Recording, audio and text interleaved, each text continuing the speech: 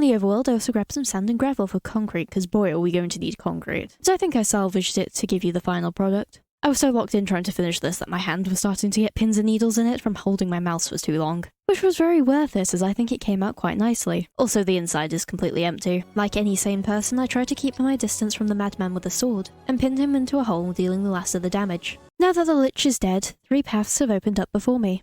One leads to the swamp and the ferocious Hydra, one leads us to the depths of the dark forest to face the Urghast, and the other leads us to the dazzling castle of the Snow Queen. If we wish to complete the Twilight Forest, we must follow all these paths to break the curse on the Highlands and enter the White Castle. I have decided that today we are a Greek hero and will pursue the Hydra. Unfortunately for us, the Hydra's lair is located within the fiery swamp. Any foolish adventurer who steps foot in there will be burnt to a crisp. To get around this, we must enter the Labyrinth and navigate its twisting paths to the Minotaur.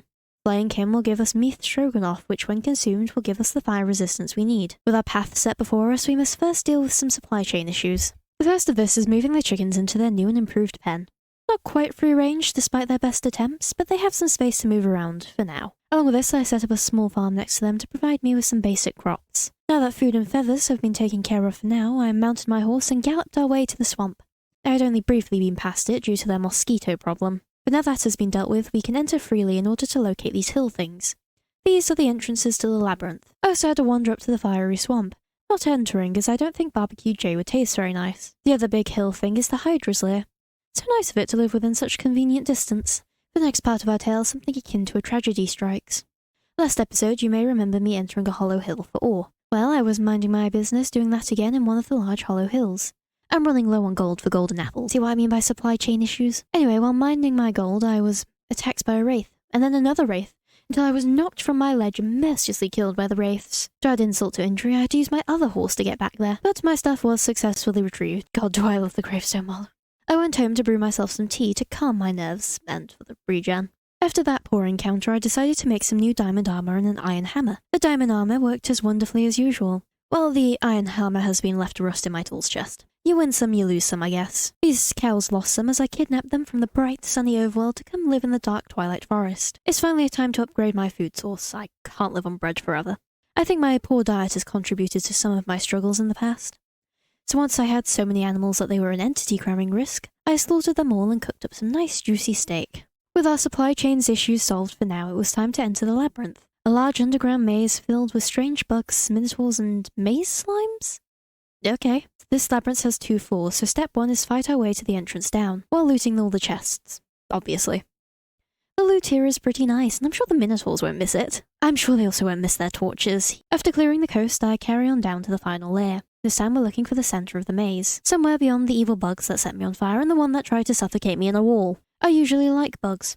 I do not like these ones. Throughout the winding corridors are trapped chests that I only detonated on accident once or twice. Okay, I blew up 3 of them. But this destruction did lead me to the center prison for the Minotaur, the larger mushroom version of the Minotaurs we met earlier.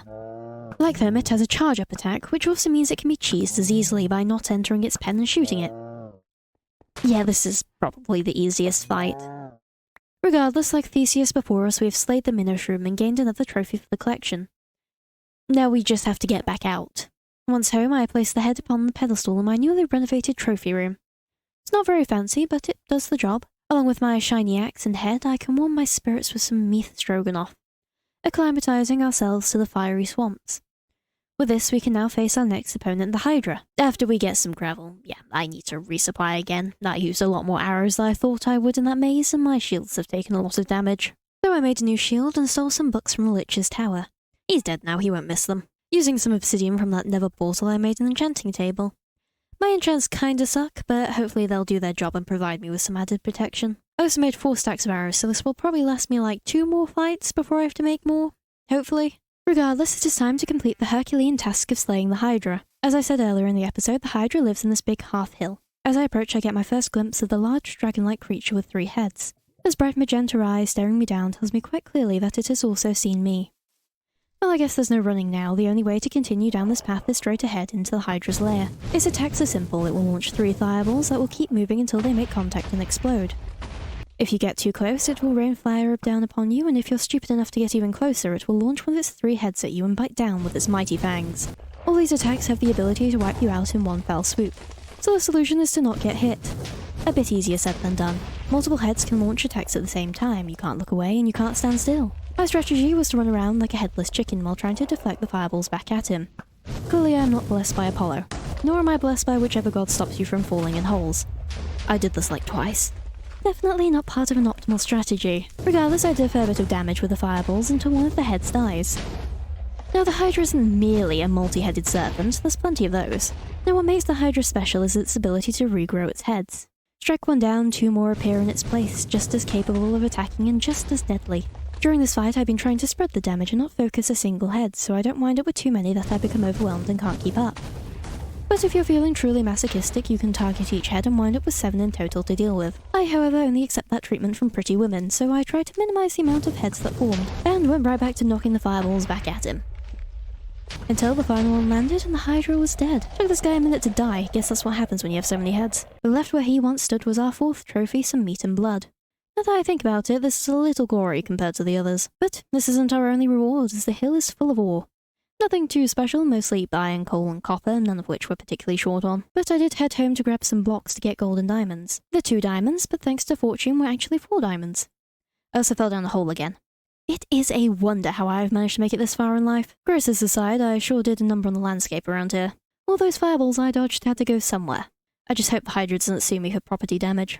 With some more, I rode my horse home. I could have definitely taken more and might do in the future, but honestly I just don't really need it right now. Arriving back at my place, I beelined for my trophy room, eager to put my trophy on display. Unfortunately, the Hydra doesn't look as good as the others on my display rack. It clips even more than the Minish Room's horns. But putting my interior decorating to the side for a minute, I can use the Hydra blood to craft fiery ingots. When crafted into armor, they have a chance to set your opponent on fire. I said there's a chance that it can set your opponent on fire.